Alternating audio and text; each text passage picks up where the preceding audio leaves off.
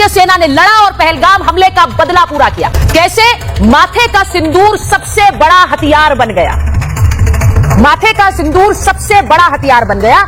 रात 1:28 पर सेना का एक पोस्ट आया, ready to strike and train to win, यानी कि हमले के लिए तैयार है और जीत के लिए प्रशिक्षित है। इसके ठीक 23 मिनट के बाद भारतीय सेना ने पाकिस्तान में हुई स्ट्राइक्स को लेकर पुष्टि कर दी और पूरे देश को बता दिया कि सिर्फ पीओके नहीं, इस बार पाकिस्तान के अंदर हमला हुआ, पाकिस्तान की नींव पर हमला हुआ। पाकिस्तान भी इस बात पर भरोसा नहीं कर पा रहा था कि उसके देश के अंदर देर रात को भारतीय सेना ने दिवाली मना दी। 9 लोकेशंस पर प्रिसिशन स्ट्राइक्स की गई, जिनमें 5 पीओके के अंदर थी, लेकिन बहावलपुर, मुरीद के और सियालकोट में 4 लोकेशंस पाकिस्तान के अंदर के इलाके की। यानी अब आतंकियों के लिए पाकिस्तान में कोई भी ठिकाना महफूज नहीं है, वहीं पकड़ कर मारेंगे। सेना ने पाकिस्तान के अंदर मारा है। पाकिस्तान मॉकड्रिल का इंतजार करता रहा और यहां भारतीय सेना ने ऑपरेशन सिंदूर कर डाला, आतंकियों को और उनके ठिकानों को नेस्ता नाबूद कर दिया। इसी के साथ महाभारत में आपको यह भी बताऊंगी कि कैसे हाफिज सईद और मसूद अजहर की गर्दन तक पहुंच गई भारतीय सेना। हाफिज सईद और मसूद की गर्दन दबोच दी। जैश-ए-मोहम्मद का सरगना मसूद अजहर, हाफिज सईद, दोनों ही कैसे भारतीय सेना के टारगेट पर है। देश सोचता था कि क्या इंडिया मोस्ट वांटेड इन टेररिस्ट को घर में घुसकर मारा जा सकता है। आज भारतीय सेना ने कहा हां, हम ये भी कर सकते हैं। सेना ने दिखा दिया कि उनका हाथ इन आतंकियों की गर्दन तक पहुंच सकता है और उनका ट्रिगर इनके माथे पर।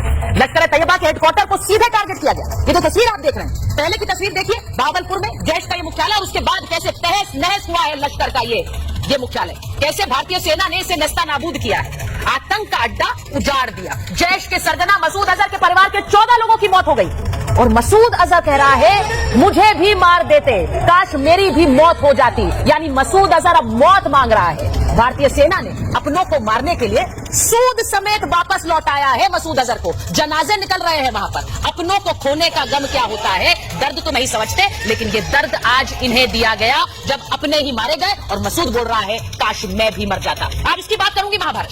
इसी के साथ आपको बताती हूं कि पाकिस्तान में कैसे इमरजेंसी घोषित हो गई।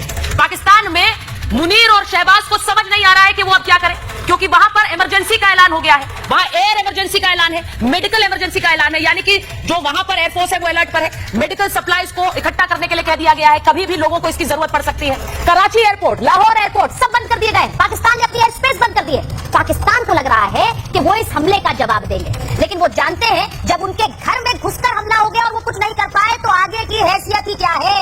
इसीलिए इस वक्त हड़कंप है और एक इमरजेंसी है, क्योंकि सेना ने ऑपरेशन सिंदूर किया है। मैं आपको सबसे पहले बताती हूँ, ऑपरेशन सिंदूर जो ये स्ट्राइक्स हुई है और पाकिस्तान के अंदर स्ट्राइक्स हुई है, उसके बाद क्या डेवलपमेंट्स हुए। सबसे पहले आपको बता रही हूँ, एयर स्ट्राइक के बाद कैबिनेट बैठक हुई है और कैबिनेट बैठक में सभी मंत्रियों को प्रधानमंत्री ने ऑपरेशन सिंदूर के बारे में जानकारी दी। सभी ने मेज थपथपाकर सेना का हौसला बढ़ाया। इसी के साथ यह भी खबर आ रही है कि अब सीमा पर जा सकते हैं रक्षा मंत्री राजनाथ सिंह, वहां सेना की हौसला अफजाई के लिए जा सकते हैं। इस स्ट्राइक के बाद भारत ने हमले की जानकारी अमेरिका और रूस को दी। सबसे पहले यूएस एनएसए से बात की अजीत डोभाल ने।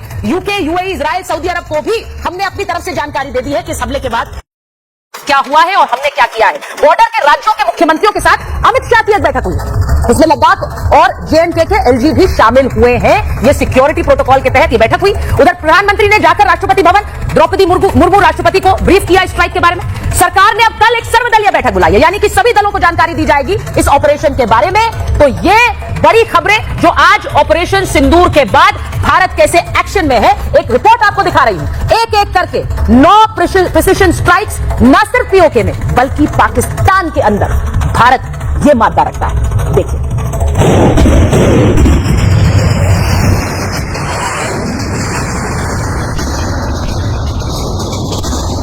हिंदुस्तान ने ले लिया बदला।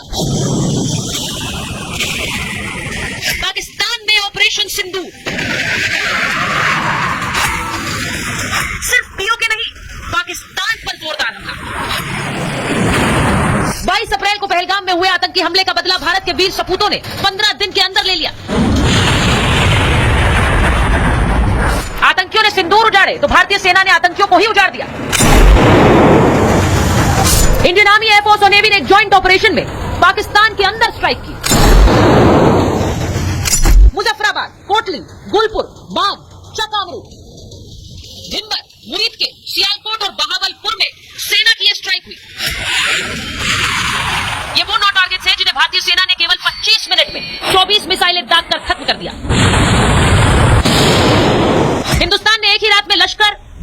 और हिजबुल मुजाहिदीन के कैंप्स को खत्म करके आतंकियों की कमर ही तोड़ दी है।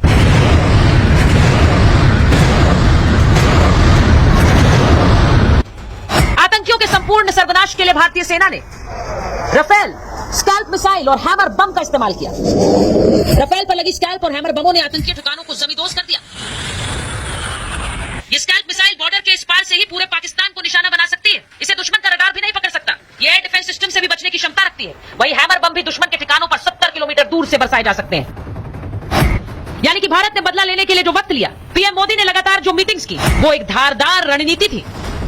आतंकिस्तान पर जब ऑपरेशन सिंदूर चल रहा था, उस वक्त पीएम मोदी वॉर रूम पर नजर बनाए हुए थे। मोदी ने कहा था आतंकियों और उनके आकाओं को धरती के आखिरी छोर से ढूंढ कर लाएंगे। आज भारत ने आतंकियों की धरती पर बिना पैर रखे ही उन्हें जहन्नुम पहुंचा दिया। Bureau report, Republic Bharat.